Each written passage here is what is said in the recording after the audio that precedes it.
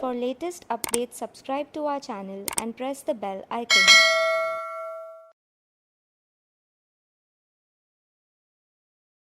With the reenactment of the regulations pertaining to warehouse, such as public warehouse, private warehouse, and special warehouse,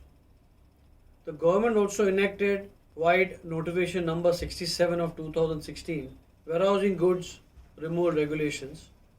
which gives effect to the procedures to be followed when goods are to be removed from a public warehouse and a private warehouse. Now, removal of goods from a warehouse can be done in three ways. That is, for home consumption under section 68 upon payment of duty, or from transferring the goods from one warehouse to another warehouse under section 67, or removing the goods from the warehouse to a customs station for the purpose of export under section 69. So these regulations pertain to section 67 and 69 when the goods are either transferred from one warehouse to another warehouse, or they are transferred from a warehouse to a customs station for the purpose of export. In either of the cases, the importer has to file a form, a customs form number 148 in duplicate, which has to be handed over to the proper officer at the bond section. Once the permission is obtained in Regulation 3,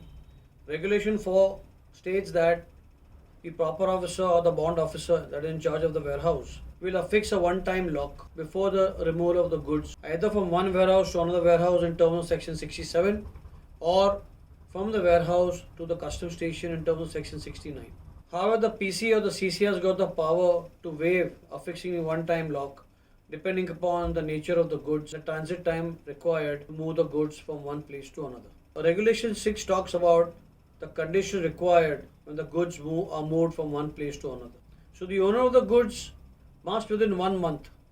of the removal of the goods from one warehouse to another warehouse, or the removal of the goods from one warehouse to the customs station for the purpose of export, must file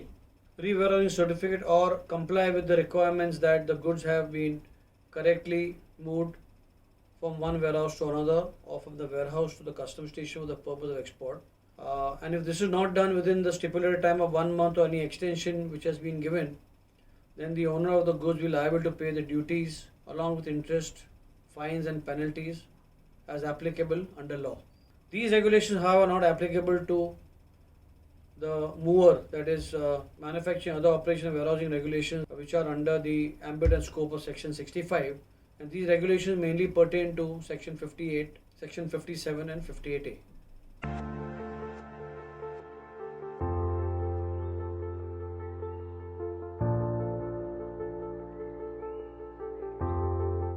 For detailed learning of all logistics subjects, visit www.logiveda.com.